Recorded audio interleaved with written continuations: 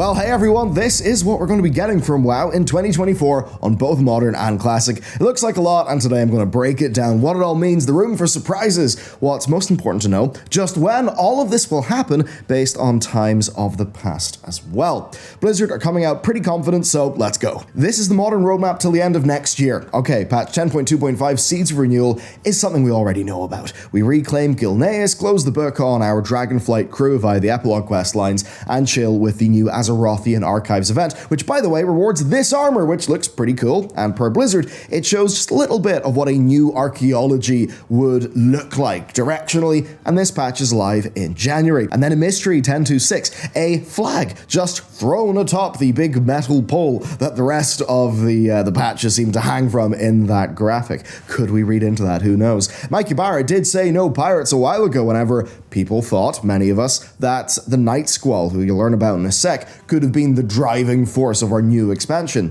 So Ibarra said no pirates, however it does look like pirates somehow are happening. Now of course with the character of the Night Squall, basically, right, we saw him in 10.07, and from what I know, he was just kind of a fun thing left there so they could do something with it, right, if it made sense to do. I suppose it's always good to keep the narrative pantry stocked. But anyway, the lore here is he sailed to the other side of the sea, to some crazy land, currently stuff that is unknown to us, canonically speaking, and he came back. Right? He came back from across the storming sea, it would seem, and if this all seems kind of mad, I broke it down for you in this video a little while ago. But apparently he returns from his trip, he starts consolidating pirate fleets and bandits wherever he can, and to me kind of sounds like a more esoteric sort of character, a more of a Euron Greyjoy, from the books of course, if you know Thrones. While it could seem hard to see where he would fit in, you could maybe think that if Avalorn was going to be a patch zone in this next expansion, which, I mean, is not an insane prospect, then maybe this could help to set him up. Yeah, so, pirates, yes. Content, though, we don't know. We really don't. And I think you can see here that Holly and the team are enjoying our pain in not knowing. Or it could be totally different. I mean, hey, who's to say we don't randomly bring back Tethys from Legion? He was a fun character. In addition to being the 5th largest moon of Saturn, he's also the fleet admiral of the Bloodsail Buccaneers. Maybe we have a beach episode with him. Now, this patch is right beside Season 4's start, so I imagine we'll get this patch and then maybe a week later, the actual season, and immediately, today's sponsor. It's Boot.dev, which is awesome, and in fact their founders are viewers of this channel. Over there, code BELLULAR gets you 25% off your first payment. But what is Boot.dev? Well, it's a programming RPG that makes learning back-end development fun. It offers you quests, levels, achievements, a global leaderboard to keep it spicy, but what's also spicy is the beans that are to be earned from this field. US back-end devs earn over 100 grand a year in median salary per Stack Overflow in 2023. And of course, being a programmer, you often get real terrific options like working from home. Now, BootDev specializes in back-end development using Python and Go at your own pace. The big point for me, though, is to avoid tutorial hell, just ping-ponging around the place, and to start actually coding with a proper program. And that is exactly what Boot is geared towards. And just going through the various topics, you can see there's an absolute boatload of content, starting super approachable, then getting properly in depth, and they're adding new lessons and features all the time. Essentially, a one-stop shop. And the reason why I mentioned tutorial hell is because that was kind of me in university. But here, you're following a focused end-to-end learning path that will have you shipping projects, writing a ton of code, and feeling confident. And of course, if you get stuck, you don't have to worry because they've got their whole learning community over on their active Discord. Boot absolutely slays how I learned programming back in the day, and you can get started with 25% off your first purchase using code BELLULAR. After you've learned to be a back-end programmer, you've got the War Within Alpha. This should be pretty fun. Now, often here, what you have is not every spec, maybe even not every class. The zones are not all available at once, and it's mostly there to test the very basics. I've been in many of these alphas, so there's very little endgame. It's basically just getting the whole thing rolling and working. So we got that, we got Season 4.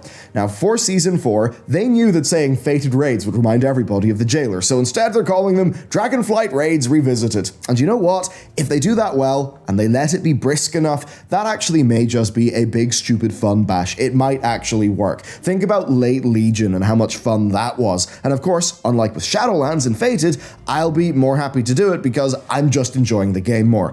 What's new though though, is open world rewards. It's hard to say exactly what these could be, but they do frame this in terms of the rewards and not really the content you would earn them via, which maybe makes me think this is a smaller update. Kinda hard to puzzle that out. That's not to say that world content people are going to be left for long, because also in spring we've got patch 10.2.7 Dark Heart. And that's quite the name. What's it a reference to? I mean, surely not the heart of Azeroth. Look, whenever they say heart, they mean something, right? Is it metaphorical, such as the soul of the people, the heart of the world, or is it more literal, as in literally the heart of the world?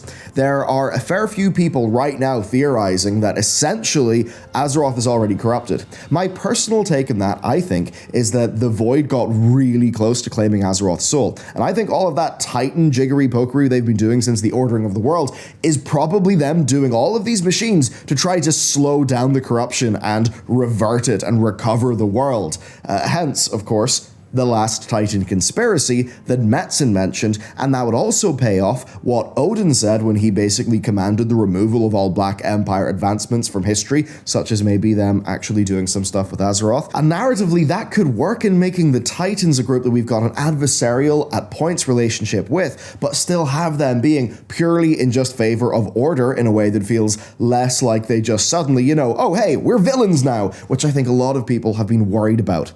Anyway, Dark Heart, quite the name, it gets me thinking. At a minimum though, we've got the Harbinger questline. This is going to be setting up Xaloth's story directly, and that basically means we're getting a full narrative prologue for what appears to be the main antagonist of this next expansion. That is something we have never had. Then next we've got Time Running Pandemonium. This is an interesting one. I mean, we have time walking, so what does time running look like? I don't know, maybe we're thinking about some sort of boss gauntlet. But anyway, it is spelt panda, as in the cute bears who don't know how to reproduce. Not Pandae or Pande, which sometimes spelled, which is the capital of hell in Paradise Lost. If they did spell it like that, I would have been thinking about Horrific Visions version 2, but actually, the panda spelling is confirmed. Holly said so on Twitter. Now, she also said, in response to people thinking it could be a return of mop challenge modes, that it's something better than that. So, could this actually be content? Personally, I would say yes. I think this is a piece of content. Otherwise, why would you brand it as a new sounding thing? That being said, we do have some data mining that suggests that Siege of Orgrimmar will be the next time walking raid. So, who knows? We'll just have to wait and see. Then we've got the Troll and Draenei Heritage Armor. These are dead exciting by themselves. I want some, Draenei story in my game, but also, while Heritage Armor quests should feel evergreen, we gotta think about the next expansion, because down in Hallowfall, we've got the Arathi Paladins, who are basically worshipping the light. They kind of follow this big light crystal beacon thing, seemingly, right, across the sea 2,800 years ago. So I've got to wonder then, could Blizzard use some of these narratives to thematically set up some of the stuff they'll be doing with the light? Anyway, we've also got another holiday. Then it's the War Within pre-patch, which will bring its systemic and gameplay changes, with the War Within itself appearing to drop late summer, early autumn, and 10.05 before the end of the year, along with a 20th anniversary event.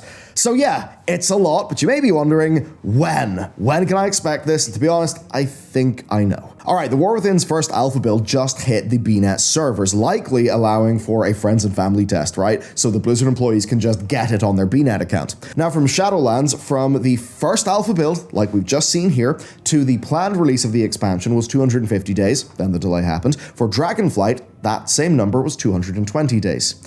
Add those to the data of the War Within hitting Blizzard CDN, and you basically have a release window of July to August for our next expansion. August would, in fact, give it the same launch month as both Legion and BFA. To start our timeline off, 10.25's release candidate is on the PTR. They usually hit release candidate 2 weeks before launch, and 10.25 hit the release candidate stage last week. So if you're to include maybe a week and a bit off, whatever it is for Christmas, then you're absolutely looking at early January for the release of this patch. Beyond that then, 8-week patches have been Blizzard's intention. That being said, I do kind of doubt that 10.26 will be the same size as 10.25 or 10.27, so maybe it and the Season 4 release date will be very close to each other. Maybe they'll actually be the same core beat. If you were to, though, assume January 9th for 10.25 and just do the 8-week thing, then we would have March 5th 10.2.6, April 30th, Season 4, June 25th, 10.2.7, August 20th, 10.0.1 pre-patch, October 15th, War Within launch, and 10th of December, patch 10.1.5. You may be thinking then, is that timeline bullshit, Michael? And I would say, yeah, it actually is bullshit. There's two problems with it. Number one, the last two expansions pre-patches have been 4 weeks long. The second problem then is 10.2.6 and Season 4. Just given the normal differences between season launch dates and patch launch dates, I think it's very likely that we get patch 10.2.6 and then 1 week later Season 4 starts, because that's literally what they've done for the start of every single season. So if we count 8 weeks from the release of 10.2.5 and then drop 10.2.6 then, and then Season 4 the week after, then do patch 10.2.7 8 weeks after that, say May 7th, then War Within pre-patch dropping like 8 weeks later, that could be July 2nd. If that was to last 4 weeks, as the last two have, then the War Within would be coming out July 30th.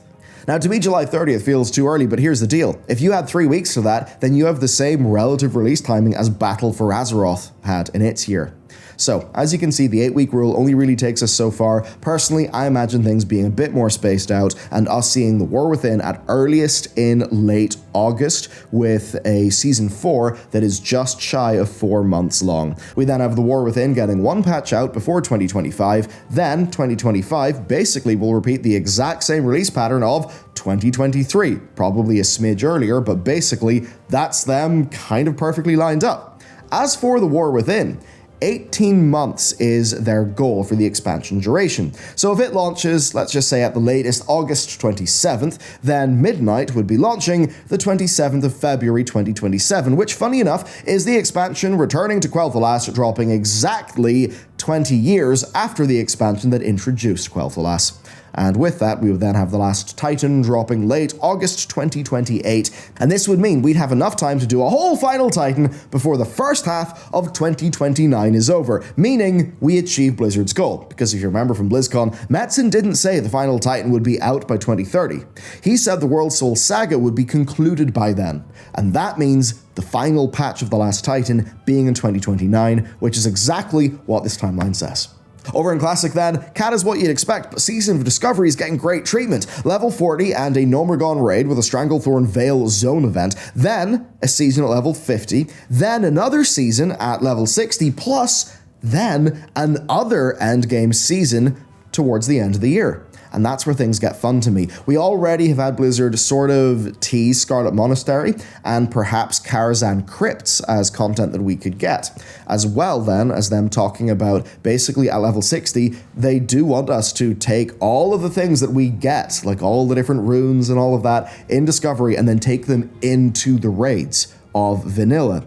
But the way that they said it kind of suggested they would have perhaps some ideas of maybe spicing those raids up. Obviously, I think if players are going in with a lot of power and a lot of knowledge, you're going to need some harder version of those raids.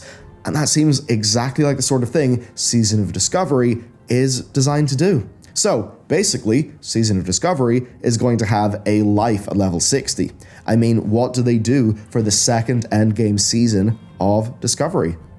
I mean, are they adding new content? Are they doing a new raid? Is that when Karazhan Crypts happens? I don't exactly know, but honestly, that's really exciting.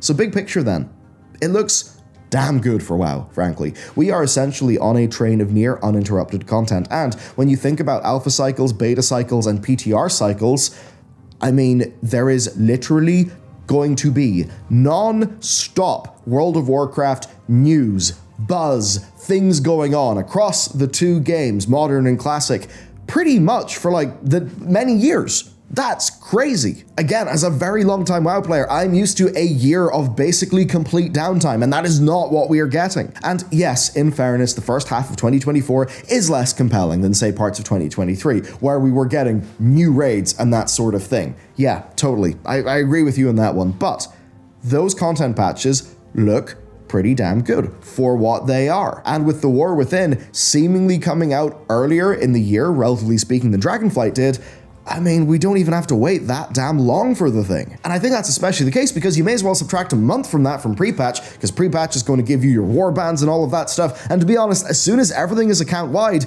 I feel like I'm going to be just getting ults ready, doing things. I'll have buzz and excitement. And then that we know there's another team making Midnight content right now is exciting, especially when we can kind of look and see, oh yeah, Midnight probably going to be February, March, something like that, 2025. And then knowing they've got a whole team working at Midnight right now, making the zones and all of that, that's dead exciting. And remember, they also said that Midnight has a feature that will supposedly blow our socks off. Now, for many people, we're obviously thinking player housing, that kind of like real big new pillar of the game, new way of player expression style feature. But I think the point here basically is they seemingly have got a degree of parallelized development between their live team and their 2 expansion teams that we just do seem to be in pretty damn good hands. And as I highlighted to you quite recently, the player retention trends for Dragonflight are really good. In fact, Season 3 of Dragonflight Mythic Plus is being played more than Season 2 of Dragonflight Mythic Plus, and generally, throughout an expansion, you expect to lose people, not hold them, or even gain them.